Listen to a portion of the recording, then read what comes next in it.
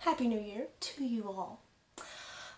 This tipsy poetry reading, care of the Barefoot Pink Moscato that I had, is actually not a poem at all, but instead one of my favorite passages from the Harry Potter series, and it's so hard to pick.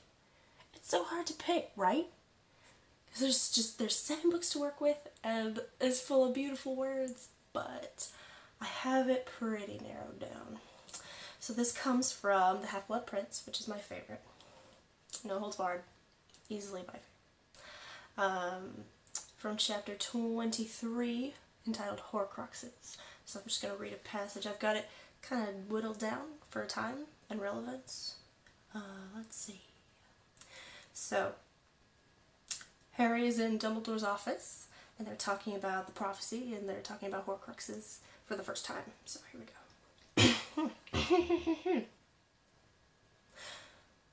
Voldemort singled you out as the person who would be most dangerous to him, and in doing so, he made you the person who would be most dangerous to him. But it comes to the same. No, it doesn't, said Dumbledore, sounding impatient now. Pointing at Harry with his black, withered hand, he said, "You are setting too much store by the prophecy." "But," spluttered Harry, "you said the prophecy means..." "If Voldemort had never heard the prophecy, would it have been fulfilled? Would it have meant anything? Of course not. Do you think every prophecy in the Hall of Prophecies has been fulfilled? Don't you see? Voldemort himself created his worst enemy, just as tyrants everywhere do. Have you any idea how much tyrants fear the people they oppress? All of them realize that amongst their many victims, there is sure to be one who rises against them and strikes back. Voldemort is no different. Always, he was on the lookout for the one who would challenge him. He heard the prophecy and he leapt into action, with the result that he not only handpicked the man most likely to finish him, he handed him uniquely deadly weapons. But it is essential that you understand this, said Dumbledore, standing up and striding about the room, his glittering robe swooshing in his wake. Harry had never seen him so agitated.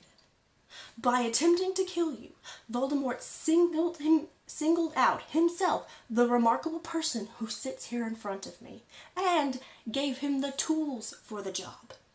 It is Voldemort's fault that you are able to see into his thoughts, his ambitions, that you even understand the snake-like language in which he gives orders. And yet, Harry, despite your privileged insight into Voldemort's world, which, incidentally, is a gift any Death Eater would kill to have, you have never been seduced by the dark arts, never, even for a second, shown the slightest desire to become one of Voldemort's followers. Of course I haven't, said Harry indignantly. He killed my mum and dad. You are protected, in short, by your ability to love, said Dumbledore loudly. The only protection that could possibly work against the lure of power like Voldemort's. You are protected, in short, by your ability to love. The only protection that could possibly work against the lure of power like Voldemort's.